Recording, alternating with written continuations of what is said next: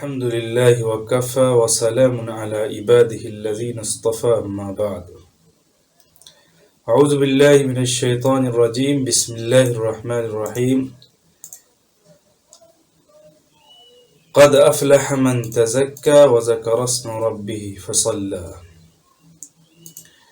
محترم ناظرین کرام، آج میں آپ کے سامنے عید الفطر کے مسائل کے تعلق سے چند باتیں عرض کرنا چاہتا ہوں۔ کیا فرماتے ہیں مفتیان کرام اور علماء کرام، داعیان اعظام، کہ جب گھروں میں عید کی نماز ادا کرنے کا معاملہ ہو، اس کے تعلق سے مفتیان کرام کا کیا فتویٰ ہے کہ گھروں میں عید کی نماز کیسے ادا کی جائے؟ جب ہم مسنون طریقہ پر عیدگاہ جا کر عید کی نماز ادا نہیں کر سکتے اکٹھا ہو کر،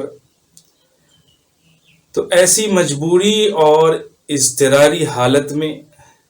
شریعت نے یہ گنجائش رکھی ہے کہ ہم گھروں میں عید کی نماز ادا کر سکتے ہیں۔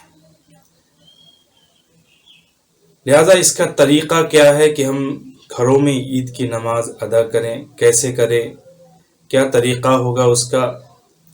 اس کے تعلق سے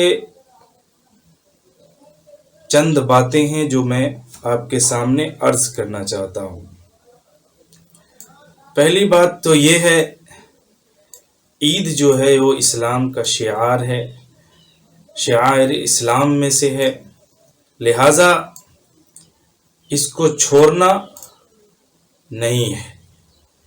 کسی بھی طریقے سے اس کی ادائیگی کو ممکن بنانا ہے۔ اب رہی بات گھروں میں ادا کرنے کی، تو علماء کرام کے فتاوے کو سامنے رکھتے ہوئے جو احادیث اور آثار کی روشنی میں انہوں نے بیان کیے ہیں، وہ یہ ہے کہ باجماعت آدمی گھروں میں نماز ادا کر سکتا ہے یا تنہا بھی ادا کر سکتا ہے، امام کے پیچھے مقتدی، اور مرد کے پیچھے اگر عورت ہو تو عورت اس کے پیچھے لگ جائے۔ اسی طریقے سے جب کھڑا ہو جائے نماز پڑھنے کے لیے جو امامت کرا رہا ہے، اسے چاہیے کہ پہلی رکعت میں قرات سے پہلے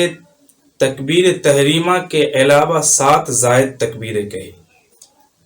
تکبیر تحریمہ کے بعد ثنا پڑھے، اور ثنا کے بعد اعوذ باللہ من الشیطان الرجیم اور بسم اللہ چھوڑ دے، اس کے بعد 7 زائد تکبیریں پڑھے، اس کے بعد پھر اعوذ باللہ من الشیطان الرجیم بسم اللہ الرحمن الرحیم کر کے پھر قرات کا آغاز کرے۔ اسی طریقے سے دوسری رکعت میں بھی 5 زائد تکبیر اسی طریقے سے کرے، لیکن اس میں ثنا نہیں پڑھنا ہے دوسری رکعت میں، اور قیام کی تکبیر کو چھوڑ کر 5 زائد تکبیریں کہنی ہے دوسری رکعت میں قرات سے قبل، اور ہو سکے تو پہلی رکعت میں سورہ اعلیٰ اور دوسری رکعت میں سورہ غاشیہ کی تلاوت کرے، جیسا کہ احادیث سے ثابت ہے۔ اگر یہ صورتیں یاد نہ ہوں تو اس کے علاوہ بھی کوئی اور دوسری صورتیں ادا کر سکتا ہے، صورتوں کو پڑھ سکتا ہے۔ اب رہی بات، بعض لوگ نے اختلاف کیا ہے کہ تکبیر تحریمہ کے بعد 6 زائد تکبیریں کہیں جائیں گی، جیسا کہ حدیث کے اندر ہے کہ آپ صلی اللہ علیہ وسلم نے 7 زائد تکبیریں پہلی رکعت میں، دوسری رکعت میں 5 زائد تکبیریں کہیں۔ تو بعض علماء نے یہ لکھا ہے کہ 7 زائد تکبیریں جو ہے ان میں سے ایک تکبیر تحریمہ کو ملا کے ساتھ،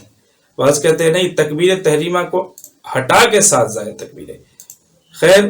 اس میں علماء کا اختلاف ہے، بعض 6 کہتے ہیں، بعض 7 کہتے ہیں، لیکن علماء اہل حدیث کا ایک بہت بڑا طبقہ اور ہمارے اسلاف میں سے بھی کئی امامان اعظام اور کئی علماء کرام اس بات کے قائل ہیں کہ تکبیر تحریمہ کے علاوہ 7 زائد تکبیریں کہی جائیں گی۔ جیسا کہ ابو داؤد، سنن بہقی وغیرہ میں روایت ہے۔ اسی طریقے سے رفع الیدین کا جو مسئلہ ہے کہ کیا ہر تکبیر کے بعد رفع الیدین کی جائے گی یا نہیں کی جائے گی، تو رفع الیدین کسی صحیح حدیث سے ثابت نہیں ہے۔ البتہ ابن عمر رضی اللہ تعالی عنہ کا قول ہے، ان کا عمل ہے،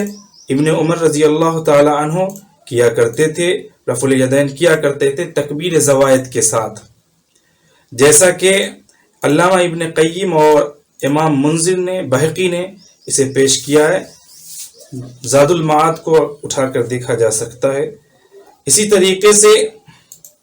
اس میں بھی بعض لوگوں نے اختلاف کیا ہے کہ رفع الیدین کر سکتے ہیں، بعض کہتے ہیں نہیں کر سکتے۔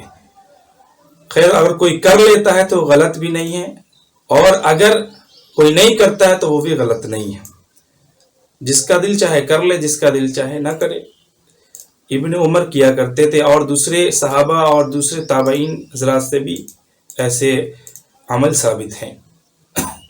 لہذا حدیث سے یہ عمل ثابت نہیں ہے۔ اسی طریقے سے علماء کرام کے، مفتیان اعظام کے صحیح قول کے مطابق گھروں میں عید کی نماز پڑھنے کے بعد خطبہ کا دینا ثابت نہیں ہے، حدیث سے ثابت نہیں ہے خطبہ کا دینا۔ اور بعض اہل علم نے اس میں بھی اختلاف کیا ہے کہ بعض لوگ کہتے ہیں کہ خطبہ دے سکتے ہیں، کیونکہ یہ مسنون اسلامی طریقہ نماز ہے کہ اس میں خطبہ بھی دیا جائے گا، لیکن بعض اہل علم کہتے ہیں کہ صحیح احادیث سے خطبہ دینا ثابت نہیں ہے، اور یہی صحیح قول ہے۔ بعض لوگ یہ بھی کہتے ہیں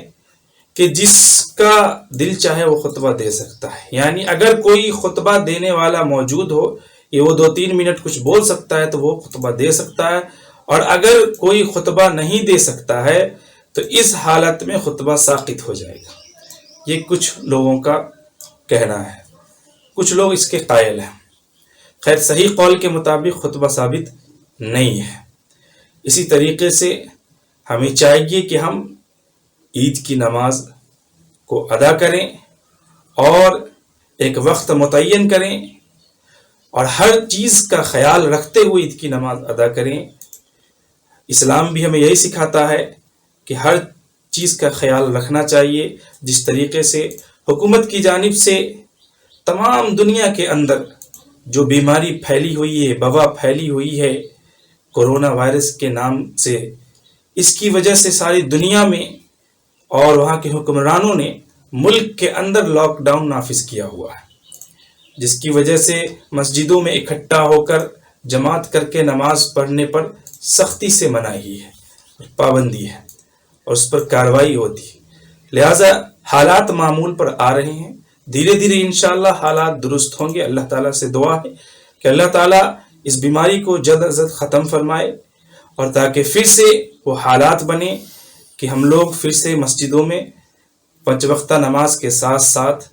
جمعہ کی نماز اور تمام نمازیں ہم اچھے طریقے سے ادا کر سکیں۔ لہٰذا ضرورت اس بات کی ہے کہ آثار حدیث صحیحہ سے ثابت ہے کہ ہم گھروں کے اندر نماز پڑھ سکتے ہیں عید کی، جیسا کہ حضرت انس بن مالک رضی اللہ تعالی عنہ کے جو آثار ہیں اس سے بالکل واضح ہے، ثابت ہے۔ امام بخاری نے اسے